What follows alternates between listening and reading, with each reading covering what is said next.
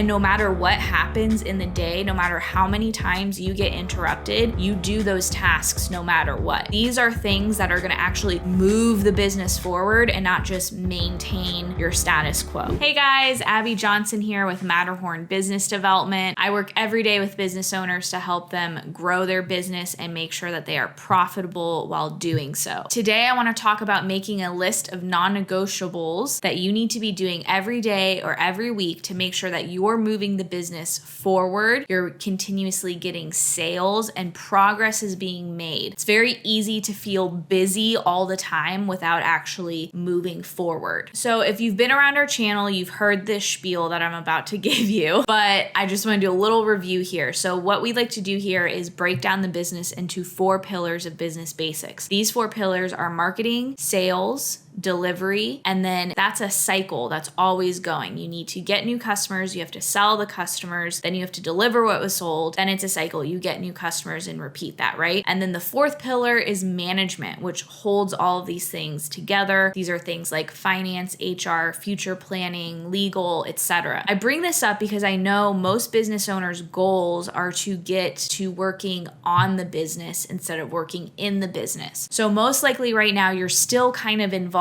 in marketing, sales, and delivery in some way. You're still having to maybe answer the phones, maybe you're still doing sales, maybe you're doing the marketing, the social media content, whatever it may be, you're probably still in the business, so to speak. So the thing about this is that's what can really spread you thin. It can make you feel very like you're running all over the place, and it's really hard to focus on one task when you are responsible for so many tasks in so many different areas. What I hear a lot from my business owner clients is that they're going through their day and they're constantly getting interrupted. The phone rings and it's an employee asking a question. The phone rings and it's a client who needs something, because that's still the state of the business, is they're calling you directly. The phone rings and there's some sort of mishap that you need to help with. You get an important email and you have to stop what you're doing and answer the accountant because you were late on your taxes. Whatever it may be, things come up while you're trying to get stuff done, and it can make it hard to actually finish what you were in the middle of. And then what ends up happening is you're at the end of the day, you were busy all day long, but you didn't actually get anything done that helped move the business forward. I'm going to use a little story to illustrate my point here. If you have kids, you have experienced what I'm about to talk about. So in the morning, I have a mental list of things that I need to do. I have to make breakfast, I change my son's diaper, let out the dog, feed the dog, I make smoothies for me and my husband, I get snacks ready for my son, I do all of these things, do some dishes, get things tidied up, whatever. So I usually let my son watch like an hour of TV so that I have what I hope is uninterrupted time to do this. But there are some days where it is still not uninterrupted. So for example, I was trying to make smoothies, just 2 smoothies. It should take 10 minutes to do this, right? But my son wanted the TV changed. He wanted a different toy. Then his diaper needed to be changed. Then the dog wanted out. Then the dog wanted in. Then my son wanted a snack. So if you ever had a toddler,